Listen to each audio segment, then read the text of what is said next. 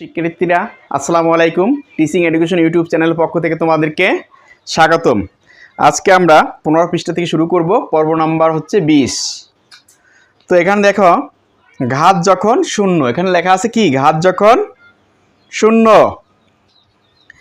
এবার ঘাত যখন শূন্য, দেখো এবার একটি বিষয় লক্ষ্য করো যে ছক 1.1 এর সর্বশেষ সারিতে আমরা কাজটি কি করেছি। তবে ভাবো তো, আমরা 10 থেকে 10 দিয়ে কি ভাগ করেছি মূলত, কিন্তু সূচকীয় ভাগ এটি হয়ে যায় 10/10।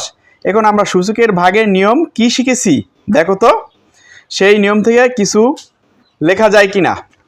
এখন তোমরা একটু দেখো, আমরা নিচেই দেখাই, একটু নিচে নিচে লক্ষ্য রাখো। উপরে যদি ঘর আঁকা আছে ওই জায়গায় আমরা যাবো না। দেখো এই যে এখানে বলছে 10 ভাগ হচ্ছে 10। এখন এই 10 শুধু আমরা খালি দেবো না, 10-এর পর সবসময় তোমরা যে সংখ্যা থাকবে সংখ্যার উপর পাওয়ার যদি না থাকে, আমরা যখন এই অঙ্কগুলো করবো তখন পাওয়ার না থাকলে আমরা একটা 1 ধরে নিব। তাই এটার উপর একটা 1, এটার উপর একটা 1 আমরা কি করলাম ধরে নিলাম। তাহলে দেখো সমান সমান কী হবে, 10 1 - 1 সমান সমান কত হবে দেখো, সমান সমান এই যে মূলবৃত্তি হচ্ছে 10, তাই 1 দিয়ে 1 গেলে থাকে 0, রেজাল্ট হবে 1। আমি এর আগে বলেছিলাম, খেয়াল আছে কি না, যে কোনো সংখ্যার পাওয়ার যদি 0 হয় তাহলে আমরা তাকে 1 হিসাবে ধরে নিব। তাহলে এটা ঠিক আছে, তাহলে এটা আমরা মোটামুটি বুঝতে পারলাম। এরপর দেখো, মনে করার চেষ্টা করো আমরা শুধুই কাগজ ভাঁজ করার খেলা খেলেছিলাম, যেখানে আমরা কি দেখে এসেছিলাম বলো তো, যখন কোনো ভাঁজ নেই তখন একটি ঘর পাওয়া যায়। যখন কোনো ভাঁজ, একটা কাগজ দেখবা, একটা কাগজ যদি আমরা 4 কোণাকে, সাধারণত কাগজ হচ্ছে 4টা কোণ বিশিষ্ট হয়, তাহলে আমরা ভাঁজ না করি তাহলে ঘর হবে কয়টা, একটা। সেটা এখানে বলছে তখন একটি ঘর পাওয়া যায়, অর্থাৎ শূন্য ভাঁজে আমরা একটি ঘর পেয়েছিলাম।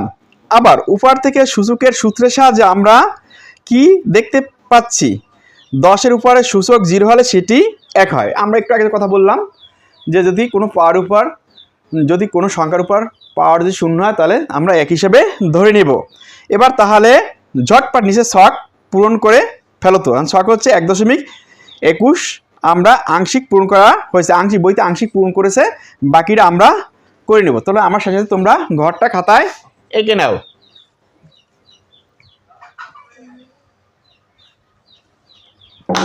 তাহলে দেখো প্রথম কি বলছে, ছক 1.21, আমরা লিখবো ছক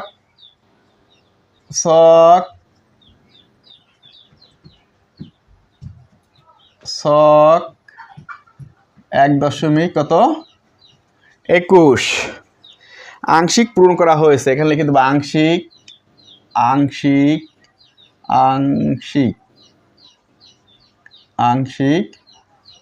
পূরণ করা হয়েছে। আংশিক পূরণ করা কি হয়েছে, আমরা ব্র্যাকেট দিয়ে আটকে দিলাম।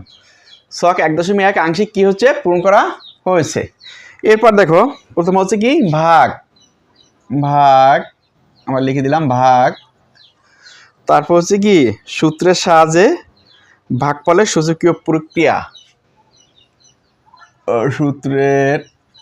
সূত্রের সাহায্যে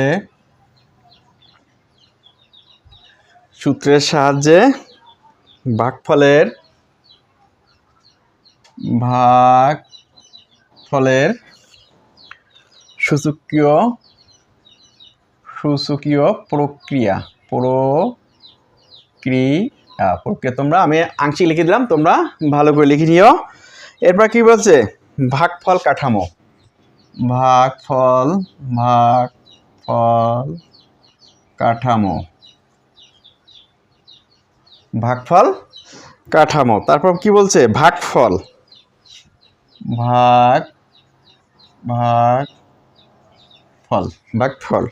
তারপর কি বলছে, সূত্রের সাহায্যে প্রাপ্ত ভাগফলের সূচকীয় কাঠামো, সূত্রের সাহায্যে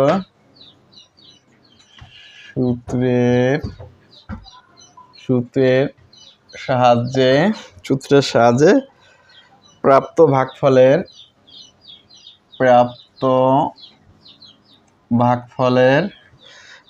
ভাগফলের সূচকীয় কাঠামো। সূচকীয় কাঠামো। সূচকীয় কাঠামো। এখন দেখো এখানে ভাগের জায়গায় লিখছে 10 পাওয়ার 4 প্লাস ভাগ 10 পাওয়ার 4। আমরা লিখুন 10 পাওয়ার 4 ভাগ 10 পাওয়ার কত 4। 10 পাওয়ার 4 ভাগ দিচ্ছে কত 10 পাওয়ার 4। তাহলে কি লাগছে সূত্রের সাহায্যে ভাগফলের সূচকীয় প্রক্রিয়া। তা আমরা যে মূল যে কি ভিত্তি এসে 10, ভিত্তি হচ্ছে কত 10,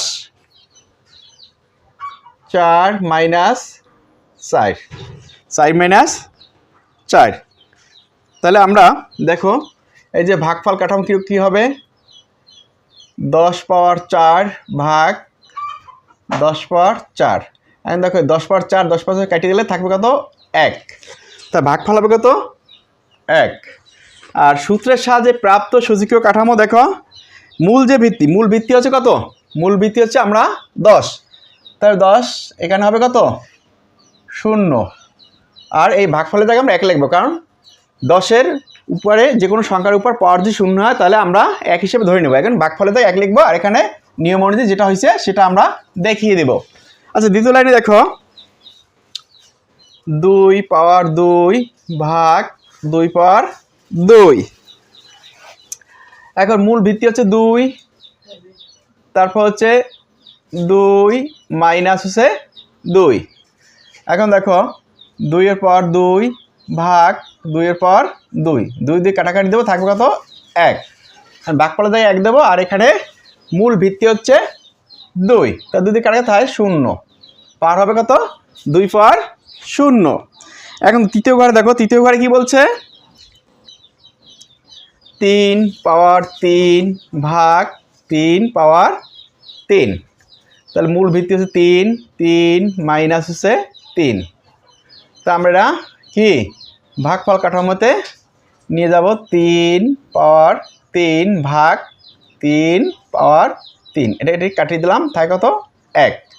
তা ভাগফলের জায়গায় 1 হবে, আর এখানে মূল ভিত্তি হচ্ছে 3, পাওয়ার হবে কত 0। মানে এইটা মনে করে এই 3 পাওয়ার 3, 3 পাওয়ার 3 কাটিয়ে দিলে কত হয় 0, কিন্তু এখানে ভাগফল যদি চাইতে তা ভাগফলের জায়গায় কোনো পাওয়ার উপর যদি কোনো সংখ্যার উপর পাওয়ার যদি 0 হয় তাহলে আমরা 1 হিসেবে ধরে নেব। এই জন্য ভাগফলেতে আমরা 1 ধরেছি, আর মেন যে ফলাফলটা সেখানে এই পাওয়ার হিসেবে আমরা ধরে দিয়েছি। আচ্ছা এরপর দেখো চতুর্থ ঘরে কি বলছে 7 পাওয়ার 3 ভাগ 7 পাওয়ার কত 3, 7 পাওয়ার 3 ভাগ 7 পাওয়ার 3। তাহলে সূত্রের সাহায্যে ভাগ সূচকীয় প্রক্রিয়া দেখো 7 মাইনাস 3, 7 পাওয়ার 3 মাইনাস। এখন দেখো এখানে কি 7 পাওয়ার 3 ভাগ 7 পাওয়ার 3, আমি এটা কেটে দিলাম থাকে 1, ভাগফলের জায়গায় 1 লিখলাম, আর এখানে মূল ভিত্তি 7, পাওয়ার হবে 0, যেহেতু 7 পাওয়ার 3 7 পাওয়ার 3 কেটে দিলে থাকে 0। আচ্ছা পরের ঘরে দেখো 6 পাওয়ার 1 ভাগ 6 পাওয়ার কত 1। এখন সূত্রের সাহায্যে ভাগ সূচকীয় প্রক্রিয়া কি 7 1 মাইনাস 1, তাহলে 7 পাওয়ার 1 ভাগ 7 পাওয়ার 1, এই দুইটা কেটে দিলাম থাকে কত 1, ভাগফলের জায়গায় থাকবে 1, আর 7 পাওয়ার আর 6 পাওয়ার কত হবে 6 পাওয়ার 0। এখানে সূত্র বলতে বুঝেছি এইটা যে আমি এর আগে বলেছিলাম যে যদি ভিত্তি একই হয়, গুণের ক্ষেত্রে যদি ভিত্তি একই হয় তা গুণ থাকলে পাওয়ারগুলো হবে কি যোগ, আর ভাগের ক্ষেত্রে ভিত্তি যদি একই হয় যদি ভাগ থাকে তাহলে পাওয়ারগুলো হবে কি মাইনাস। তাহলে আমরা এই জন্য এই যে সূত্রের সাহায্যে ভাগ ওই সূচকীয় প্রক্রিয়া, এই জন্য এই নিয়মে এইটা 10 উপরে পাওয়ারগুলো কি মাইনাস হয়েছে, পর থেকে মাইনাস দিয়েছি।